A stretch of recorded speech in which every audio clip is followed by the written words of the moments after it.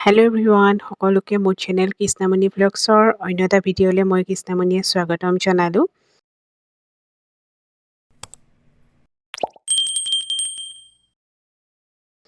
আজি হ'ল এটা স্পেচিয়েল দিন মোৰ বাবে। আজি আমাৰ বৈবাহিক জীৱনৰ 4টা বছৰ সুন্দৰভাৱে পাৰ হ'ল আৰু বিচাৰোঁ ভগৱানৰ ওচৰত আৰু আগন্তুক আহি থকা যি যাত্ৰা সেয়াও যাতে সুন্দৰ হওক। আৰু ধুনীয়াকৈ ৰাতিপুৱাই আজি স্পেচিয়েল ডে বুলি চাহ একাপ খালোঁ মিঠাইৰে।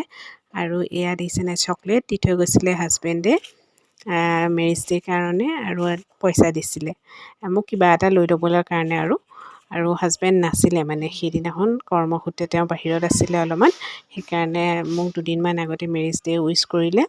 আৰু এয়া হ'ল দাদাই অনা মিঠাই। দাদা আহিছে আজি মোৰ ওচৰলৈ, মানে চানভি জন্ম হোৱাৰ পিছৰ পৰা দাদা আহিব পৰা নাছিলে ব্যস্ততাৰ বাবে। আজি আহিছে আৰু দাদাই মিঠাই লৈ আহিছে। মিঠাই চাহ খালোঁ, দাদাকো দিলোঁ আৰু এতিয়া দাদাক ভাত দিছোঁ খাবলৈ। এয়া চিম্পুলকৈ আৰু ভাজি ভাত দালি পাপৰ আৰু কণী এনেদৰে দিছোঁ। দাদাই মানে আহি পাই পেলাই কৈছে মাংস আনো নেকি? মই বোলো নেলাগে আজি এতিয়া আকৌ ওলাই যাবলৈ, এই চিম্পুলকৈ এনেকৈয়ে বনাওঁ আৰু ধুনীয়াকৈ এনেকৈ বনালোঁ। কিন্তু এটা কথা কি হাঁহি উঠা কথা জানেনে, ভাজিত আকৌ মই আলু ভাজিত নিমখেই নিদিলোঁ, দাদাই ধুনীয়াকৈ খাই গুচি গ'ল। যেতিয়া মই খাব লৈছোঁ তেতিয়া দেখিছোঁ নিমখেই নাই দেখোন।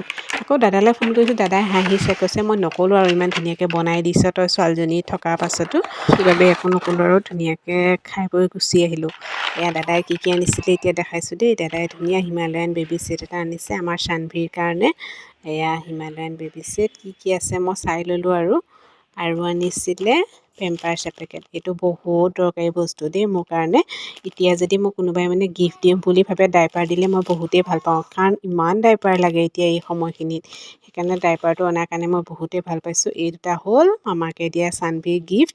গিফ্টকেইটা ধুনীয়াকৈ ভিডিঅ' কৰি ৰাখিছোঁ, কাৰণ এইখিনি মৰমত দিয়া তাই ডাঙৰ হ'লে চাব পাৰিব। আজি হ'ল নেক্সট ডে, মেৰিজ ডেৰ পিছদিনাখন। আজি এতিয়া সন্ধিয়াৰ সময়ত আকৌ ভিডিঅ'টো আৰম্ভ কৰিছোঁ। সন্ধিয়া এওঁ আহোঁতে এয়া কি আনিছে চাওকচোন, ওৰাঙৰ পৰা ৰসগোল্লা আনিছে।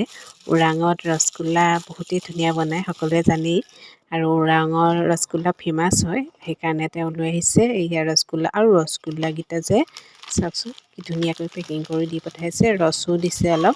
এওঁ মানে ক'লে যে ৰস অলপো দিব, সেইকাৰণে ধুনীয়াকৈ ৰসো এয়া পেক কৰি দিছে। এতিয়া মই ধুনীয়াকৈ উলিয়াই লওঁ। এয়া চাওকচোন, মই অকণমানি চৰিয়াটোত উলিয়াই দেখাইছোঁ, ইমান ডাঙৰ ডাঙৰ ৰসগোল্লাকেইটা। এয়া চাওক 5টা আনিছে, কিন্তু বহুত ডাঙৰ ডাঙৰ। আমাৰ মানে ইয়াৰ ৰসগোল্লা ইয়াৰ 2টা জইন কৰিলে ইয়াৰ এটা হ'ব, তেনেকুৱা আৰু ডাঙৰ ডাঙৰ। এতিয়া ইয়াৰ ৰসগোল্লা আৰু চাহ খাবলৈ লৈছোঁ। আৰু তেওঁ বজাৰো কৰি আনিছে, এয়া ব্ৰকলি আনিছে আৰু খাৰলি মোৰ ফেভৰেট হয়, বহুত দিন খাৰলি খোৱা নাছিলোঁ, এওঁ আনিছে এবাৰ। আৰু এয়া ৰিং পাপৰ লৈ আহিছে অলপমান।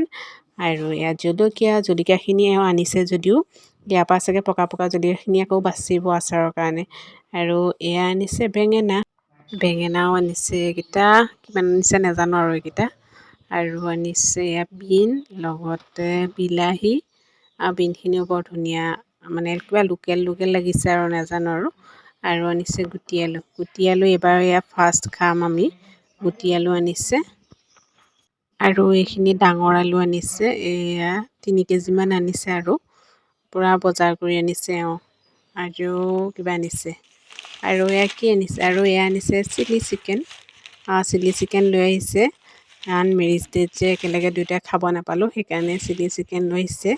এয়া পূৰা গৰম হৈ আছে আৰু গৰমে গৰমে মই খুলি পেলাই আপোনালোকক দেখাই আছোঁ চাবচোন।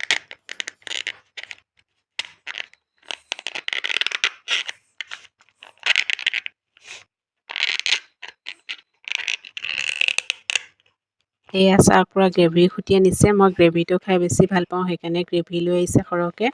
আৰু পূৰা 1 প্লেট লৈ আহিছে তন্দুৰী নাইটৰ পৰা গৰমে গৰমে। আৰু লৈ আহিছে মাছ আনিছে, মানে ঘৰৰ পৰা লাও দি পঠাইছিলে, সেইকাৰণে তেওঁ মাছ লৈ আহিছে। মই কৈছোঁ মাছ আনিছে যদি আকৌ তন্দুৰী নাইটৰ পৰানো কেলৈ চিলি চিকেন আনিব লাগে, কৈছে লৈ আহিলোঁ আৰু। এয়া মাছ লৈ আহিছে আৰু পেটু মাছখিনি মই ধুনীয়াকৈ ধুই কৰি ল'লোঁ। আৰু এয়া লাও মই কাটিবৰ কাৰণে ৰেডি কৰিছোঁ। লাওটো যে ইমান ধুনীয়া খাবলৈ, ডাঙৰ লাও এটা দিছিলে। মই ভাজি কৰি খাই আধা শেষেই কৰিলোঁ। এইখিনি অকণমান আছিলে। এতিয়া এয়া বিলাহীৰ লগত ভাবিছোঁ মাছৰ জোল এখন বনাই খাওঁ। লাও, বিলাহী, মাছ এনেদৰে খাই কোনে কোনে ভাল পায় বাৰু কমেণ্টছত জনাবচোন দেই মোক। মই কিন্তু খাই বহুতেই ভাল পাওঁ। এতিয়া এয়া বিলাহী সৈতে লাও বনাম। প্ৰথমতে মাছখিনি ধুনীয়াকৈ ফ্ৰাই কৰি লওঁ। এয়া মাছখিনি এতিয়া মই ফ্ৰাই কৰি আছোঁ।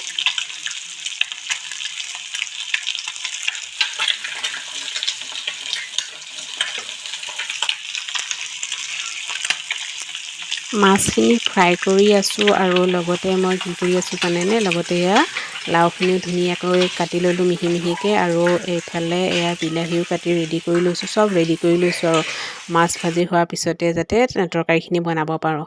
একেবাৰে বনাই কৰি হোৱাৰ পিছত মই দেখাইছোঁ এয়া লাও মাছৰ জোল। টেষ্টি টেষ্টি পূৰা এয়া বনাই ৰেডি কৰিলোঁ। আৰু এয়া পেটুও ভাজিলোঁ ধুনীয়াকৈ ভাতৰ সৈতে। পেটু ভাজি কাৰ কাৰ ফেভৰেট জনাবচোন দেই। মোৰ হাজবেণ্ডৰ যে ফেভৰেট হয়। আৰু মাছৰ পূৰা পিটিকা ইমান ধুনীয়া লাগিছে দেখিবলৈ, খাবলৈও টেষ্টি লাগিব। এয়া পিঁয়াজ জলকীয়া এনেদৰে দি পেলাই ইয়াত পিটিকা বনালে, অলপ আচাৰৰ তেলো দিছে। এনেদৰে আজি ৰাতিৰ সাজ ৰেডি কৰি ল'লোঁ আৰু ধুনীয়াকৈ খালোঁ। এয়া হ'ল নেক্সট ডে চিলি চিকেনখিনি চাব লৈছোঁ। মানে যোৱাকালি যে আমি নাখালোৱেই, এপিচ খালোঁ আৰু বাকীখিনি থৈ দিলোঁ। মই এতিয়া মাছ আছে, মাছৰ লগত এয়া নাখাওঁ আৰু থৈ দিওঁ, কাইলৈ ধুনীয়াকৈ খাম। সেইকাৰণে আজি এয়া উলিয়াই লৈছোঁ ধুনীয়াকৈ। আজি ব্ৰেকফাষ্টত আৰু ৰুটি বনালোঁ আৰু চিলি চিকেন যোৱাকালি থৈয়ে দিছোঁ যিহেতু আজি খাবৰ কাৰণে, সেইকাৰণে তেনেদৰে খালোঁ। আৰু ইমানেই টেষ্টি লাগিছিলে যোৱাকালি খাই, সেইকাৰণে এয়া এতিয়া ধুনীয়াকৈ খালোঁ আৰু ৰাতিপুৱা। আৰু আজিৰ এই ভিডিঅ'টো ইমানতে সামৰিলোঁ। ভিডিঅ'টো চাই আপোনালোকৰ কেনে লাগিলে কমেণ্টছত জনাব। বাই।